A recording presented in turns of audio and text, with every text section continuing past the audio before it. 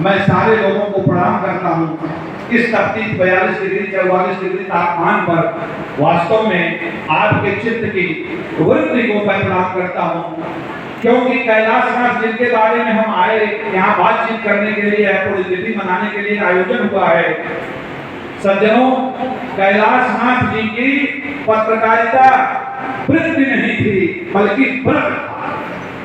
वो व्रत की तरह जो है पत्रकारिता करते थे, प्रोफेशन नहीं था, सामान्य आदमी नहीं थे। इसलिए जितने लोग सही हैं, क्या बैठे हुए हैं, जो लोग चले गए, मैं सबको प्रणाम करता हूँ। समय की सीमा को देखते हुए, अतिथियों की ऊप को देखते हुए, सारे लोगों को प्रणाम करके 2-3 बातें मैं जरूर कहूंगा। एक बात तो मैं यह कहना चाहता हूं कि देखिए, कहा गया है कि नदी और नाद माने वाद्य यंत्र, उनकी धुन जो होती है उनकी लहरों पर निर्धारित होती है और दोनों अनवरत चलते रहते हैं।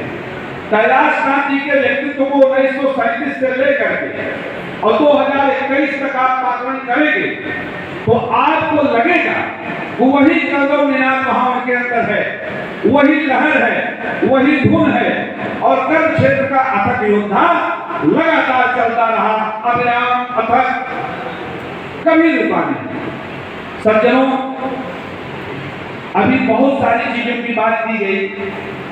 असहाय सहायता समिति जौनपुर का एकमात्र करोड़ की बनाई संस्था और उसके जो मूलाधार थे कैलाशनाथ जी, केवल उसकी सेवाओं की बात की जाए तो पद्म भूषण और पद्मश्री जैसा सम्मान भी मिलना चाहिए। मैं इस मंच से कह रहा हूं, ऐसे व्यक्तित्व थे कैलाशनाथ।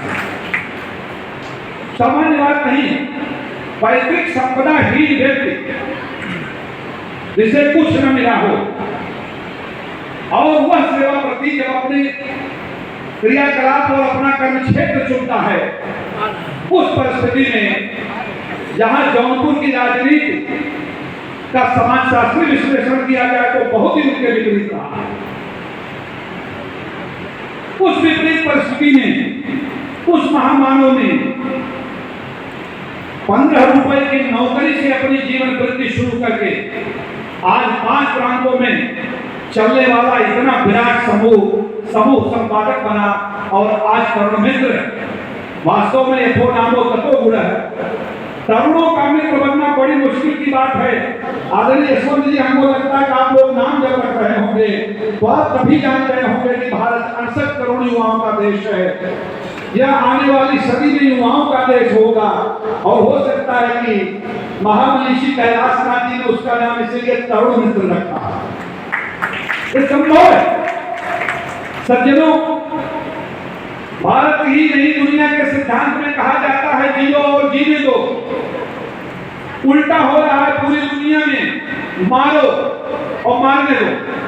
युद्ध हो रहे हैं आपस में, घर परिवार में, समाज में, लेकिन उसमें भी जियो और जीने दो की मिसाल लेकर के एक चिराग की भांति कैलाशनाथ जी कभी न बुझने वाला तरुण मित्र को चिराग दिया है।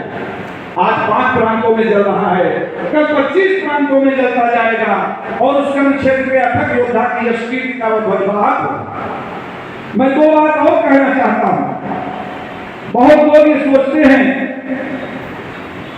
कि कैलाशनाथ जी ने बड़ा वैभव में प्राप्त कर लिया, बड़ा सम्मान प्राप्त कर लिया। सज्जनों, मुकदमों की बात सुने। 4 दशक का मेरा भी साथ है। हमारे घर यहाँ से 50 किलोमीटर दूर स्कूटर से होने वाले कार्यक्रम में कैलाशनाथ जी सर समय पहुंच जाते थे। आज हमारा प्रोग्राम था, आज हमारे यहाँ इंटरव्यू था। मैं कहा कि अगर मैं आज आकर के उनको श्रद्धांजलि नहीं दूंगा तो उन्होंने जो 4 दशक जो मेरे घर 50-50 किलोमीटर कई बार पहुंचे हैं, मेरी आत्मा मुझे दिखाएगी। मैं तुरंत सिग्नल लेकर के चला आया। महान सामान्य आदमी नहीं थे।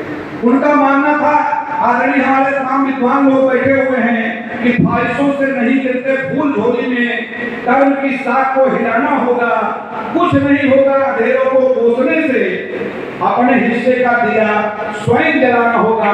कैलाशनाथ जी अपने हिस्से का दिया जलाते रहे, समाज की परवाह नहीं किए। बहुत स्पष्ट तौर पर मैं कह सकता हूँ, उन्हें गिराने के लिए उनको रोकने के लिए, उनको अवरुद्ध करने के लिए समाचार पत्र ही नहीं बल्कि वैयक्तिक तौर पर 4 दशक का मेरा भी संबंध है। इस जनपद के तमाम लोगों ने बहुत सारे कुकृत्य किए हैं, मैं उसकी आज यहाँ उल्लेख नहीं करूंगा, इसलिए कि उतना सुकृत्य उनका था तो जो लोग जो सोचते थे वो सब एकदम जुनून की भांति टिमा करके समाप्त हो जाते थे और वो सूरज की तरह चलते जाते थे।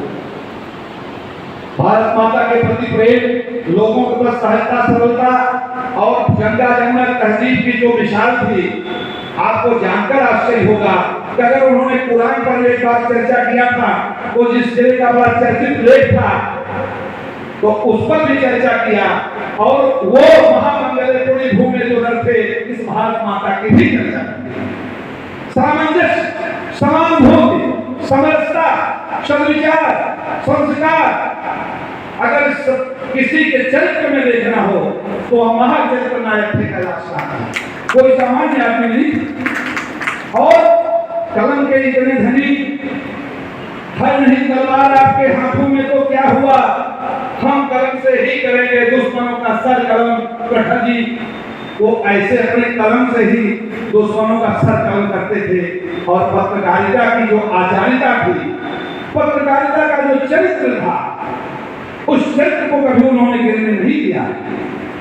सज्जनों, कोई व्यक्ति मरता नहीं है, उसकी पुण्यतिथियां केवल उसके स्मृतियों को झंझट करने के लिए, झकझोरने के लिए आज गुरु और पूर्व मना रहे हैं।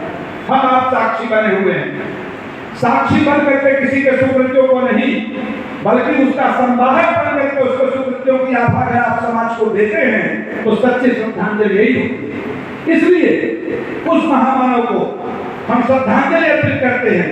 और विशेष करके जौनपुर के नाम से, जौनपुर और कलम जो दोनों एक दूसरे के पर्याय बने। सज्जनों, जिस प्रकार जौनपुर की संस्कृति सिराजे हिंद, यमदग्निपुरम सारी संस्कृतियों का समावेश होता है, उसी एक कोने में